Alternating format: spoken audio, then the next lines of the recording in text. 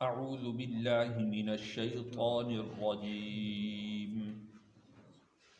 بسم اللہ الرحمن الرحیم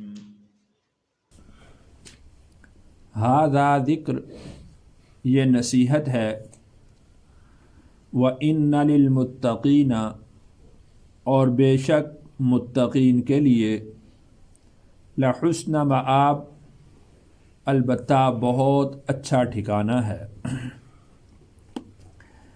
اس سے پہلے اللہ تعالیٰ نے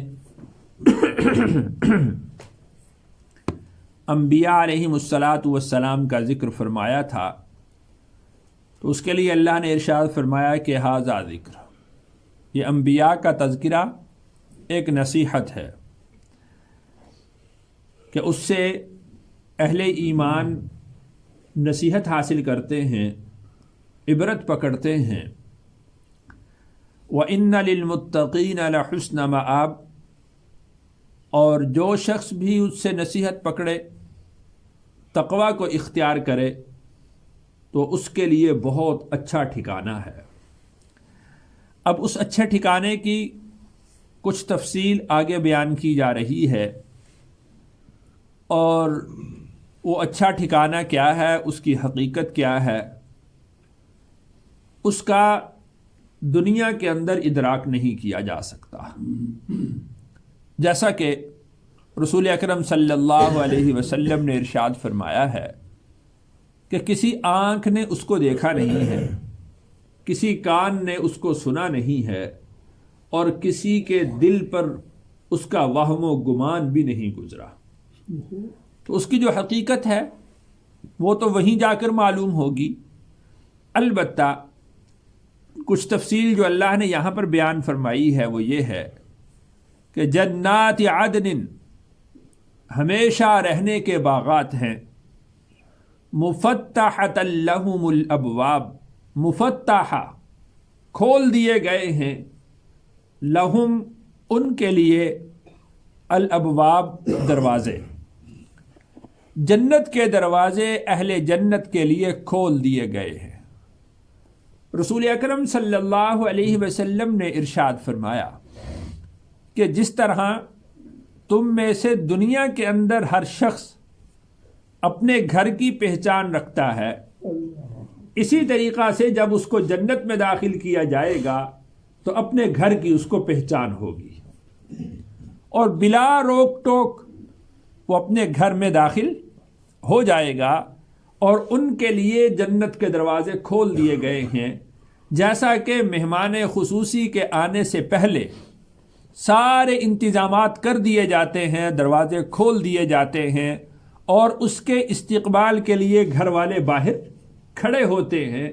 اسی طرح جنت کے دروازے کھول دیے جائیں گے، اور فرشتے وہاں پر کھڑے ہوں گے، غلمان وہاں پر کھڑے ہوں گے، اور حوریں وہاں پر کھڑی ہوں گی جو ان کا استقبال کر رہی ہوں گی۔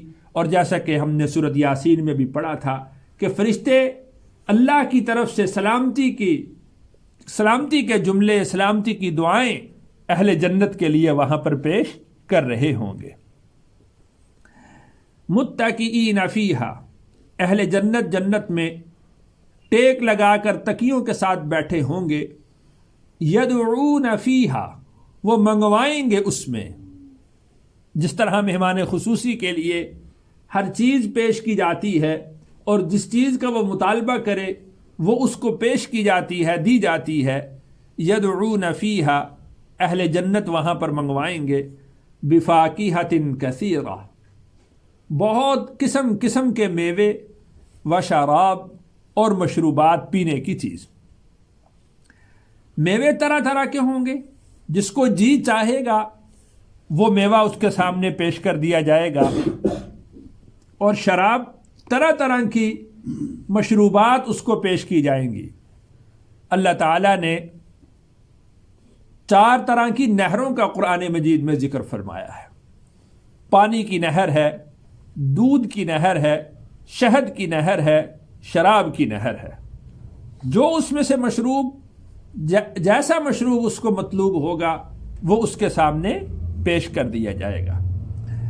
وَعِندَهُمْ، اور ان کے پاس، قاصرات الطرف، نیچی نگاہیں رکھنے والی، اطراب، ہم عمر حوریں ان کے ساتھ ہوں گی.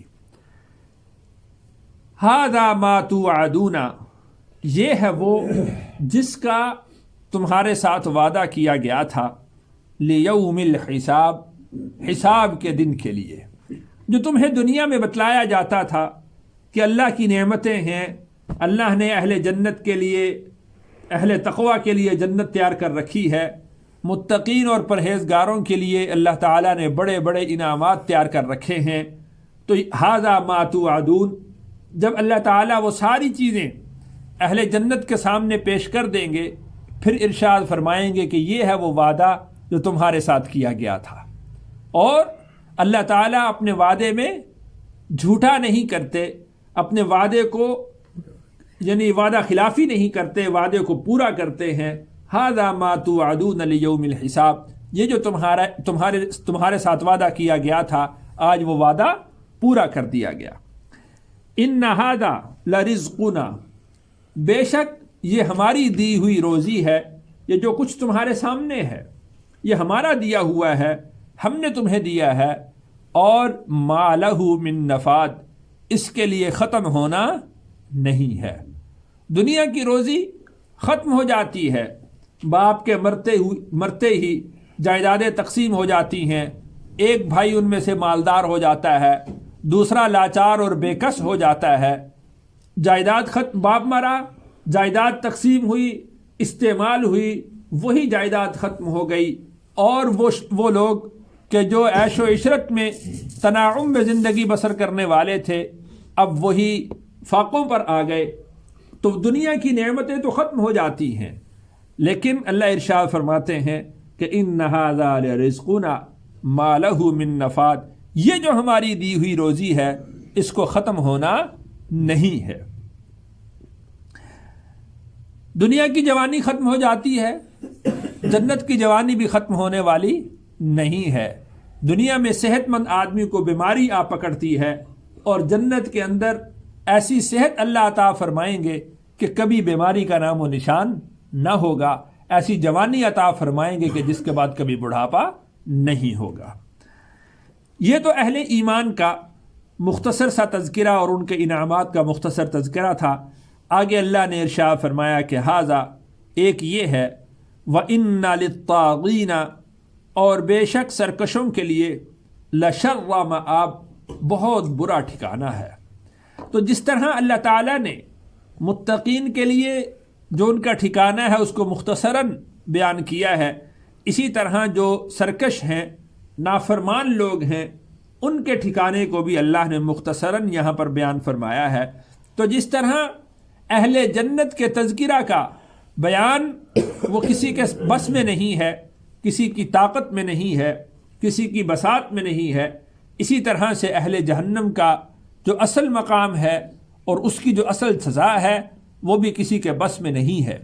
رسول اکرم صلی اللہ علیہ وسلم نے ارشاد فرمایا کہ جہنم کے بارے میں جو کچھ میں جانتا ہوں، اگر میں وہ تمہیں بتا دوں تو تم اپنے بیوی اور بچوں کو چھوڑ دو اور جنگلوں کی طرف نکل جاؤ، اور سوائے رونے دھونے کے تمہارے پاس کوئی اور کام نہ ہو. وَإِنَّ لِلطَّاغِينَ، اور بے شک سرکشوں کے لیے، لَشَرَّ مَآب، البتہ بہت برا ٹھکانہ ہے. جہنم، وہ برا ٹھکانہ جہنم ہے. يَصْلَوْنَهَا، وہ اس میں داخل ہوں گے. فَبِئْسَ الْمِہَادُ، سو وہ بہت ہی برا ٹھکانہ ہے. ھذا، وہ یہ ہے، فَلْيَذُوقُوهُ، پس وہ چکھیں گے اس کو، حمیم وغساق، کھولتا ہوا پانی اور پیپ. کھولتا ہوا پانی اور پیپ ان کو پلایا جائے گا. حدیث مبارکہ میں آتا ہے کہ ایسی پیپ ہوگی کہ جو اہل جہنم کے زخموں سے رستی ہوئی ہوگی، وہ ان کو پلائی جائے گی. اور قرآن مجید میں سورۃ محمد کے اندر اللہ نے ارشاد فرمایا کہ وہ پیپ جب ان کو پلائی جائے گی تو ان کی انتڑیاں ان کے پخانہ کے راستہ سے باہر نکل آئیں گی. یہ ایسا کھولتا ہوا پانی اور ایسی پیپ ان کو پلائی جائے گی. رسول اکرم صلی اللہ علیہ وسلم نے ارشاد فرمایا کہ اس پیپ کا اگر ایک ڈول وہ دنیا کے اندر ڈال دیا جائے تو جتنے بھی جاندار لوگ ہیں وہ سارے کے سارے اس کی بدبو کو برداشت نہ کر سکیں. اتنی بدبودار، گندی اور غلیظ قسم کی وہ پیپ ہوگی کہ جو اہل جہنم کو پلائی جائے گی. وآخر من شکلہ ازواج، اور دوسری اسی طرح کی بہت ساری چیزیں ہیں. یعنی یہ تو صرف پینے کی بات ہوئی، کھانے کے لیے کیا ہے، ان کو باندھا کیسے جائے گا، ان کو مار کیسے پڑے گی، اس آگ کا کیا حال ہوگا، یہ ساری بہت ساری اس طرح کی چیزیں اور بھی ہیں. ھذا فوج، یہ ایک فوج ہے، مقتحم معکم، وہ تمہارے ساتھ داخل ہو رہی ہے. لا مرحبا بہم، انہیں جگہ نہ ملے. انہم صالوا النار، بے شک وہ آگ میں داخل ہونے والے ہیں. جس طرح ہم کسی کو اپنے گھر میں اگر بلائیں، دعوت دیں، تو وہ ہمارے گھر میں آئے تو ہم اس کو مرحبا کہتے ہیں، خوش آمدید کہتے ہیں. تو اہل جہنم جب جہنم میں جائیں گے تو ان کے لیے یہ ہوگا کہ لا مرحبا بہم، تمہارے لیے کوئی خوشخبری کی بات نہیں، کوئی خوش آمدید نہیں، تمہیں تنگ جگہ ملے گی. دیکھیں اہل جنت کے لیے اللہ تعالیٰ نے جنت کے مقام کو کشادہ کیا ہے، کھلا کیا ہے. وہ جہاں چاہیں، جیسے چاہیں وہ وہاں پر گھوم پھر سکتے ہیں، سیر و تفریح کر سکتے ہیں. اور اہل جہنم کے لیے لا مرحبا بہم انہم صالوا النار، تنگ جگہ ہے، بیڑیوں میں جکڑے ہوئے ہیں اور ان کو جہنم کے اندر پھینکا گیا ہے. تو ان کے لیے یہی اعلان ہے کہ تمہیں وہاں پر جہنم میں بھی جگہ نہ ملے، وہاں پر بھی تم تنگی کے ساتھ رہو. قالوا بل انتم، وہ کہیں گے کہ بلکہ تم، لا مرحبا بکم، نہیں ہے نہ جگہ ملے تم کو. یعنی وہ ایک دوسرے کو لا مرحبا لا مرحبا کہیں گے. اہل جنت جب جنت میں جائیں گے تو ان کے لیے جملے ہیں سلام قولا من رب الرحیم، اور ان کے لیے یہ باتیں ہیں کہ لا مرحبا بہم، وہ بدلے میں کہیں گے کہ لا مرحبا بکم، وہ کہیں گے تمہیں جگہ نہ ملے، تم تنگی کے اندر رہو. وہ ان کو کہیں گے کہ تمہیں جگہ نہ ملے، تم تنگی کے اندر رہو. انتم قدمتموہ لنا، تم نے پیش کیا ہے اس کو ہمارے لیے. اب یہاں تفصیل ذکر نہیں کی گئی. 22ویں پارے میں اللہ نے اس کو تفصیل سے بیان کیا ہے کہ 2 گروہ ہوں گے، ایک مالدار لوگوں کا ہوگا اور ایک ان کے ماتحت لوگوں کا ہوگا. ماتحت لوگ اپنے سرداروں سے کہیں گے، اپنے مالدار لوگوں سے کہیں گے کہ تمہاری وجہ سے ہم یہاں پر آئے. وہ کہیں گے کہ ہم نے تمہیں کون سا پکڑ کر یہاں گمراہی کے اندر ڈالا تھا، تم تو جب حق آ گیا تھا تو تم حق کو قبول کر لیتے. تو وہ ایک دوسرے کو کہہ رہے ہیں انتم قدمتموہ لنا، تم ہمارے لیے اس کو پیش کر رہے ہو، تم نے ہمارے سامنے اس کو پیش کر دیا. فبئس القرار، بس بہت برا ٹھکانہ ہے، بری رہنے کی جگہ ہے. قالو، وہ کہیں گے ربنا، اے ہمارے رب، من قدم لنا ھذا، جس نے یہ ہمارے سامنے پیش کیا، فزدہ عذابا ضعفا، پس تو زیادہ کر دے عذاب کو 2 گنا، فی النار، آگ میں.